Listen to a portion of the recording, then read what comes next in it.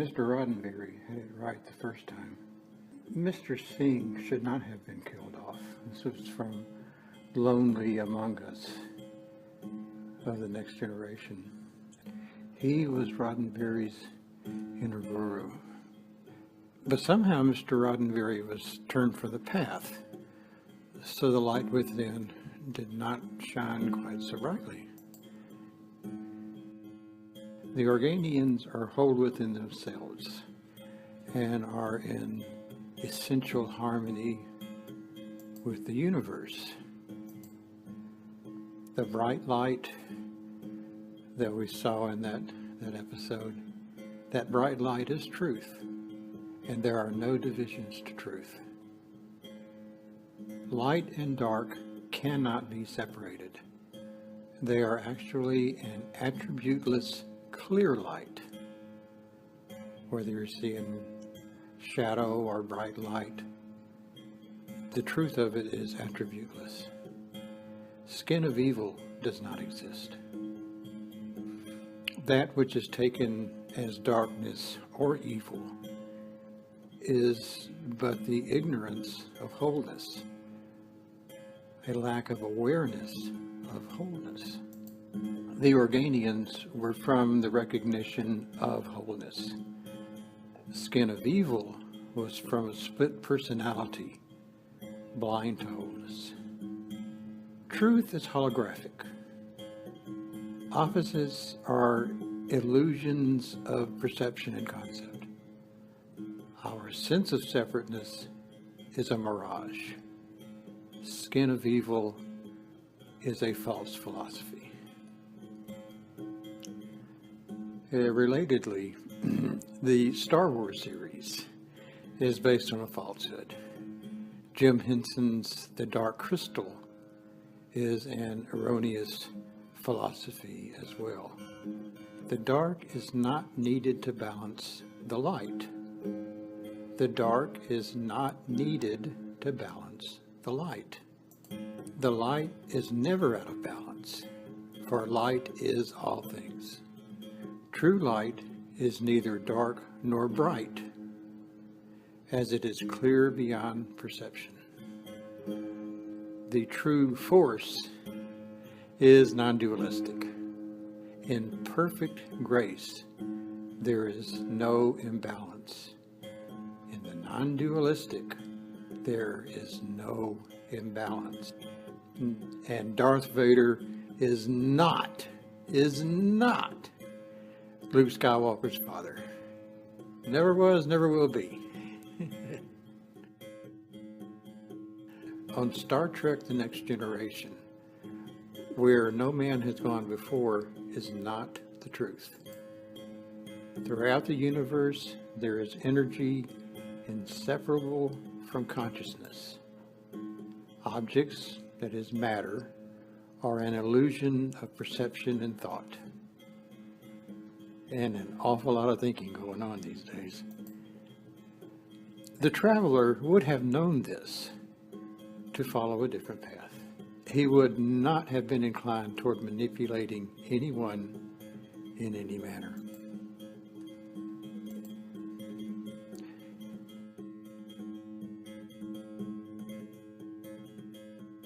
Counselor Troy should have remained the wise woman of the tribe.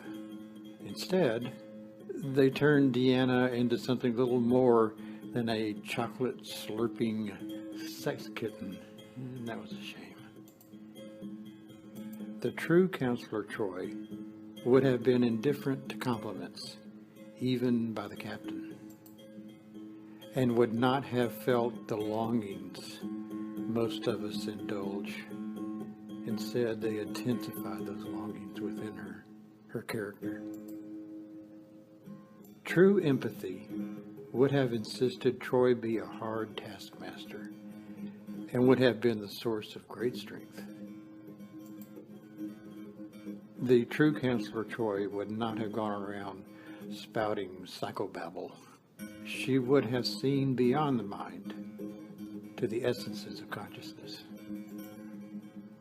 And Troy would have been more at home talking with Socrates or Crazy Horse on the holodeck than with Riker in the bathtub. Empathy is the wholeness and the effortlessness of consciousness. And this is Counselor Troy.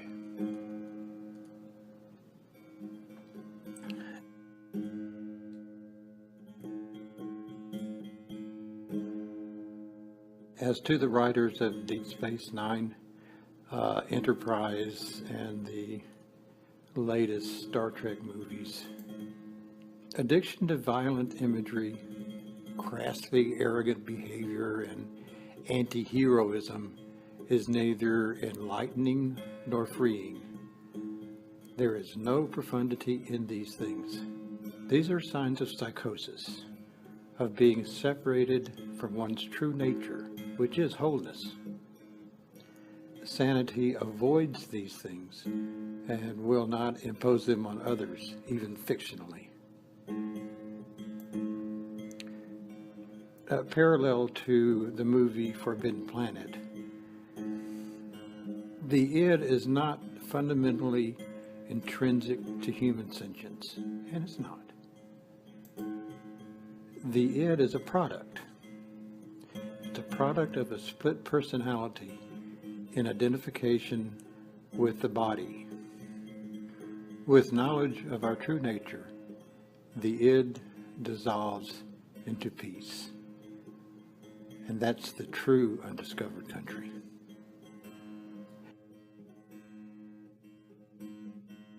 The original Kalas in the original series is the correct Kalas.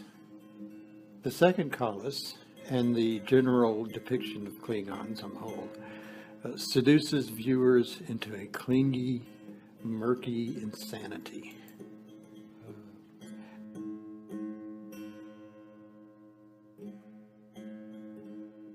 Data is not unique in the universe. There are many more of him, but there's a difference.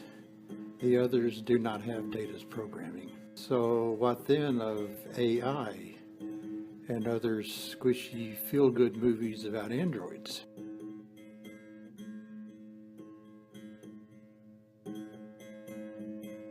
The Borg are not entirely a product of Gene Roddenberry's imagination. He merely and boldly dramatized them for the camera. Someone might have been in serious opposition to Mr. Roddenberry on this and a number of other issues.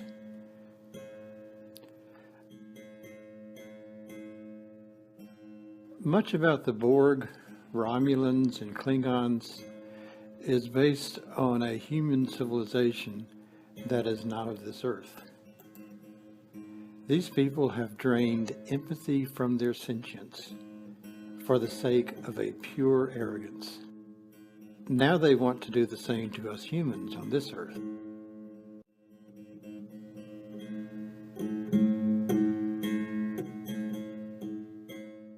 Stone Age primitive peoples were more intelligent than modern civilized people. They understood nature. We are trying to adapt to a very unnatural system, which forces us to self-ignorance. We are rewarded for being arrogant, and so mistake arrogance for the self, and we mistake it for virtue. This is as virtue is ever on our minds. We crave for virtue, and we're being led in the wrong direction. From its very beginnings, many science fiction writers of books, movies, and TV shows have been working to bury us deeper in that ignorance.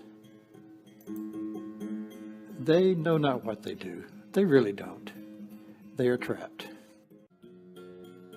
Finally, in what should have been said years ago, who knows, perhaps it's already been said, we are Trekkies, not Trekkers. We named ourselves, and it is nobody's affair but our own. Now, why is this so important? The ignorant will place themselves above everyone and everything else. As a result, from our part, these people are to be ignored. Above, below is an illusion. Sublime authority is the least aware, and sublime authority is the deepest, most complete illusion. Goodness and truth are one and the same, and they are the true authority, the light that you are, non-dual, everywhere, yet beyond matters of space and of time.